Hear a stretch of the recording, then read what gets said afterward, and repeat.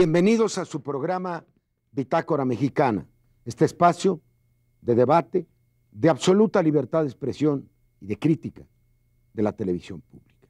Su amigo Porfirio Muñoz Ledo. Quiero en primer lugar agradecer a las numerosas personas que me envían semana a semana sus comentarios, sus críticas también, o sus felicitaciones o sugerencias respecto del programa. Me conmueve que me hablen de una escena familiar, de que el conjunto de la familia ve el programa, y también las cartas, los cables de los estudiantes y de los profesores.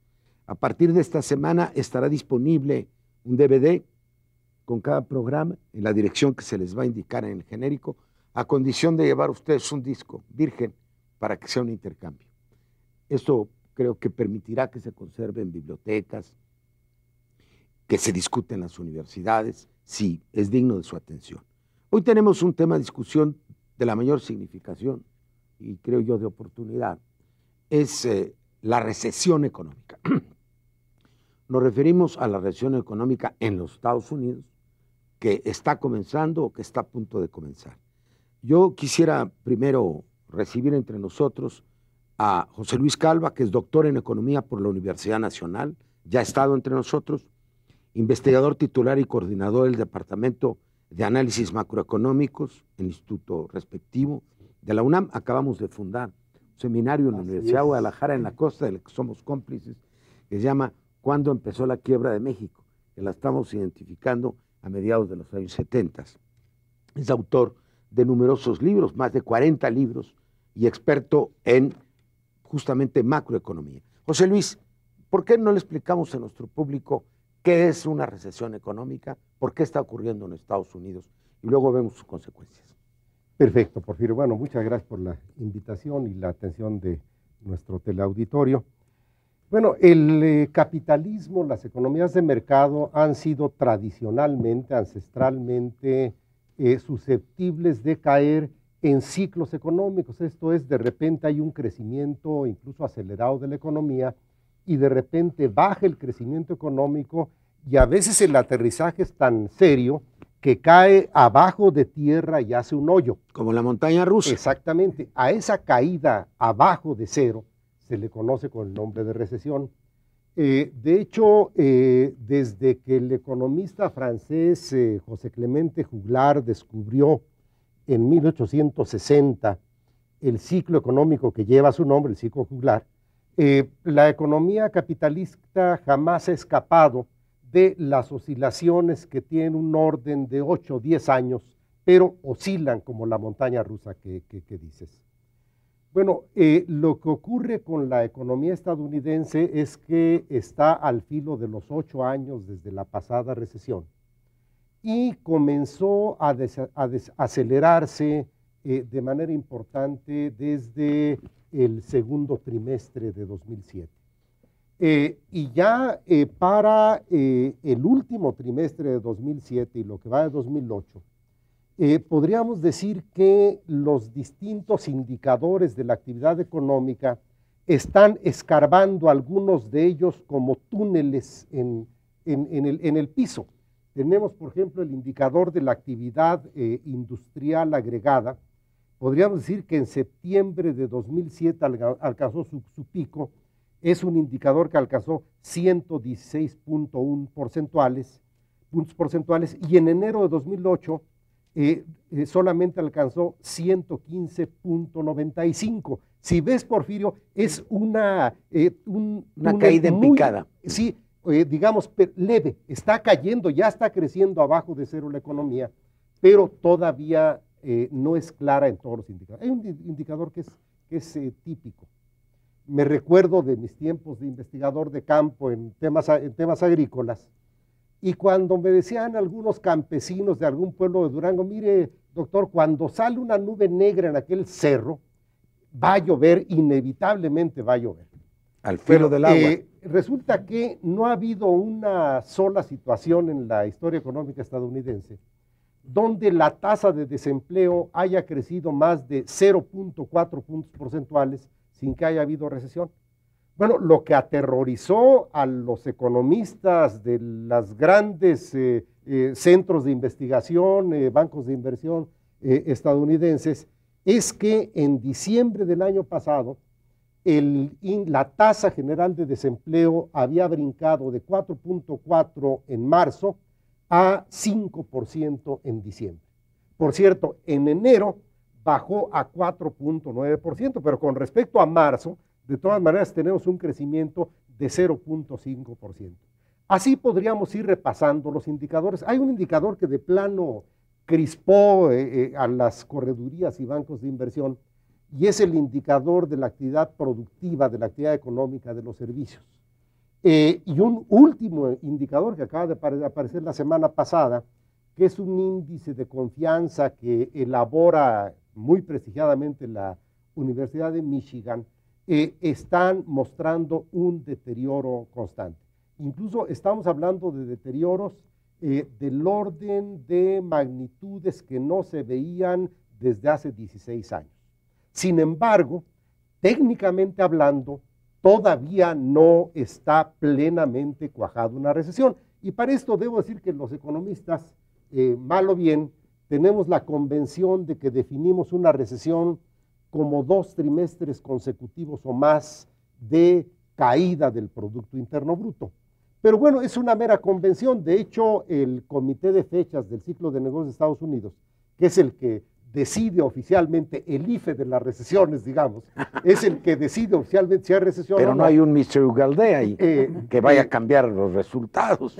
Eso quién sabe, Porfirio, eso quién sabe. El hecho real es que tiene una metodología distinta. Ellos aplican una metodología mensual. Según esto, digamos, estaríamos hablando de un crecimiento sistemático del empleo, de la actividad industrial, de las ventas, para configurar la recesión. Y también las ventas han comenzado a caer. De hecho, las ventas al menudeo en enero de 2008 son menores de las que observamos en noviembre de 2007.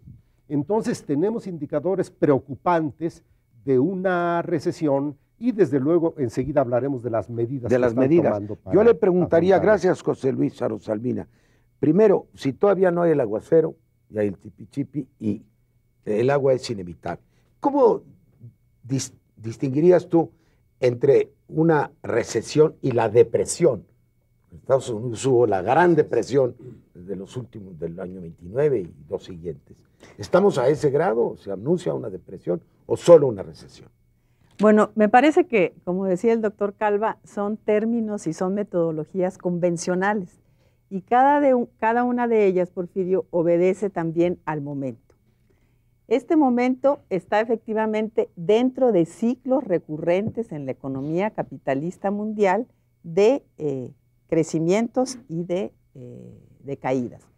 El momento de la depresión de 1929, que yo creo que se guarda en la conciencia histórica de la humanidad por la brutalidad del mismo, tendríamos que relacionarlo con sus características especiales, entre otras cosas, la todavía no inauguración de parte del Estado de políticas anticíclicas. Es precisamente a partir de esa depresión cuando Roosevelt inaugura el New Deal, ese gran contrato social para sacar a la economía con instrumentos que llamamos los economistas keynesianos, esto es, con todos aquellos que van a reanimar la demanda, que van a reanimar el mercado interno con una fuerte carga y responsabilidad por parte del Estado. Incluso el capitalismo inaugura el estado de bienestar y el estado social a partir de esa gran depresión. De manera que los ciclos que se han venido dando a partir de entonces intentan ser moderados por estas políticas anticíclicas. Pero ¿qué pasa, Porfirio? Perdón, políticas anticíclicas para nuestro público es cuando viene la depresión y se inyecta dinero. Exactamente, se inyecta liquidez. Se inyecta, o sea, con la política económica se intenta sacar a la economía de esa depresión. Después podemos entrar al detalle, pero es efectivamente eso, inyección de recursos a la economía que se está enfriando. Pero aquí yo creo que es muy bueno recordar que todos estos cíclicos se están dando en un contexto estructural que no podemos dejar de lado que no podemos dejar de vista. ¿Cuál es? La pérdida del crecimiento de la competitividad y de la productividad en Estados Unidos. De manera que Estados Unidos se ha convertido en una especie de gigante de pies de barro. ¿Ni con nuestros trabajadores la hacen?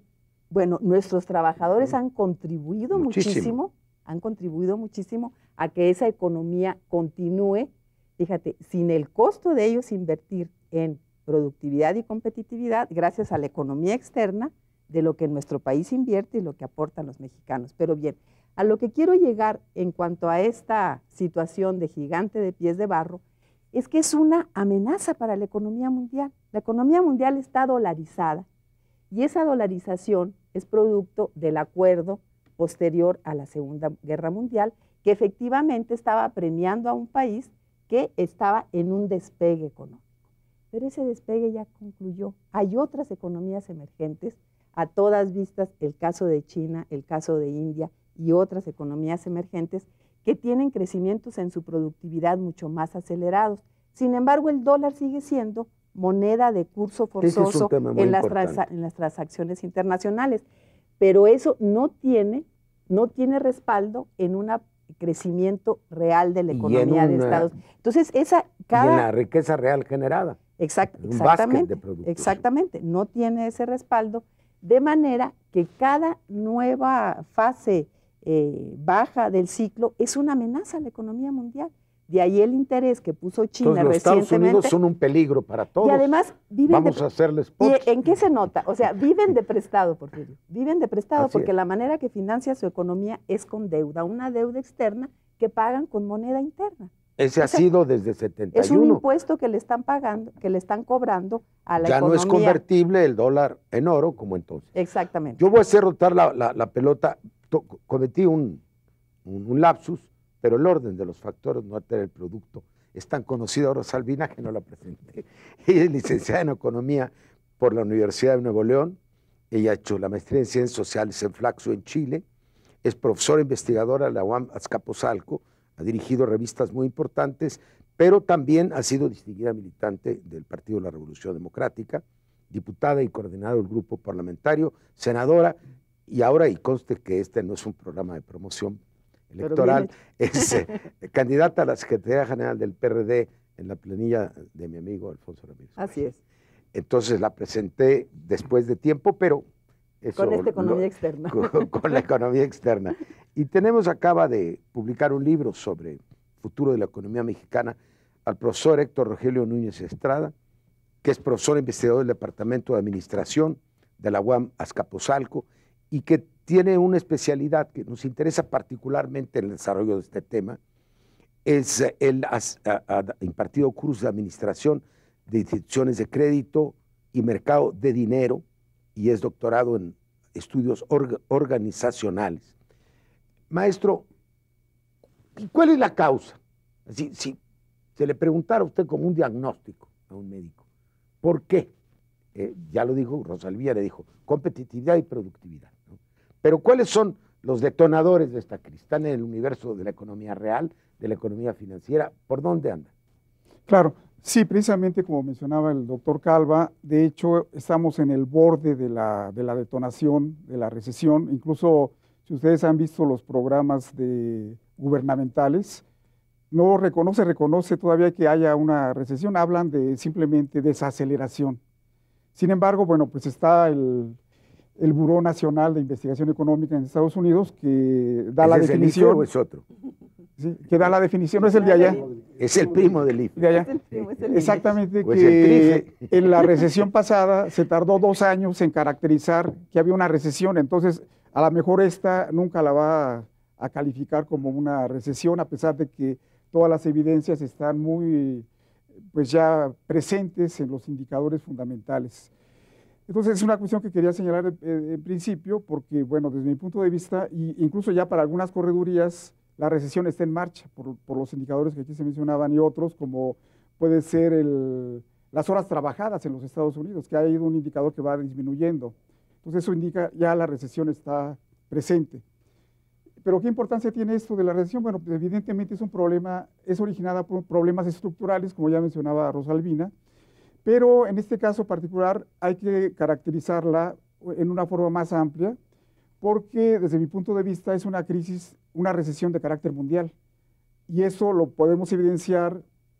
Necesariamente mundial, abarca todas las economías, incluso las emergentes, o nada más toca a Europa y a Japón, a ver cómo está eso. Sí, bueno, con los indicadores que nos da el propio Fondo Monetario Internacional de cómo ha reasignado las tasas de crecimiento para el año 2008, definitivamente sí se considera una crisis global del capitalismo, ¿no? Entonces, pero no todos van a estar bajo cero, para seguir el ejemplo, José no, Luis. no todos, pero fundamentalmente todos bajan de acuerdo a donde estaban. A donde están, exactamente, pero sí es un efecto global.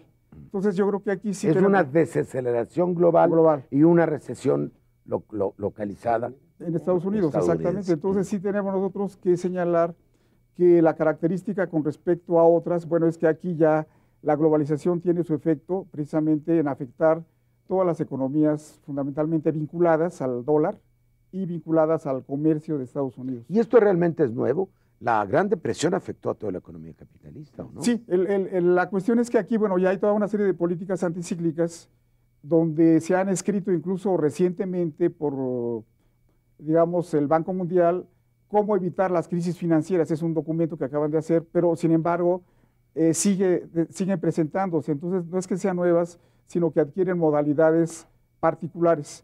En este caso, la modalidad particular que detonó, desde mi punto de vista, hacia esta recesión, pues es el sistema financiero. A ver, unas palabras sobre Sí. él antes del segundo bloque. Sí.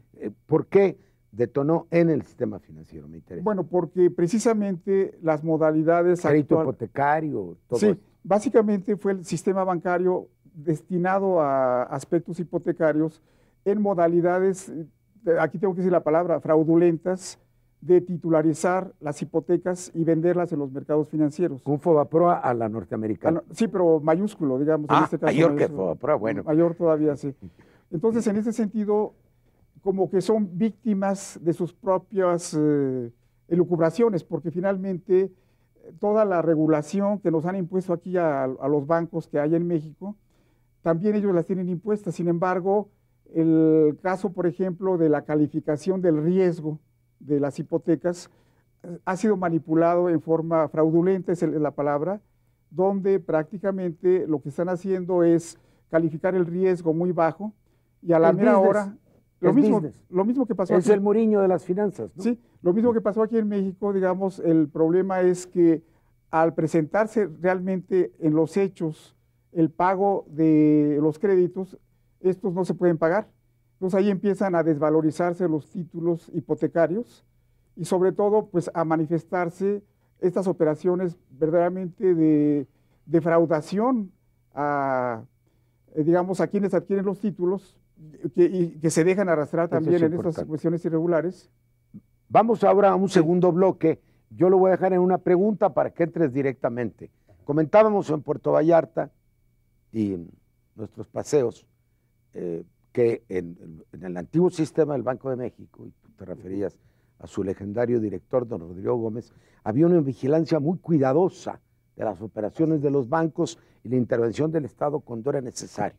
Y la pregunta que te voy a hacer, y no que la Reserva Federal de los Estados Unidos era tan, ahora resulta que está peor que los controles de la Asociación Nacional Bancaria de México. Te dejo esa pregunta para la segunda parte.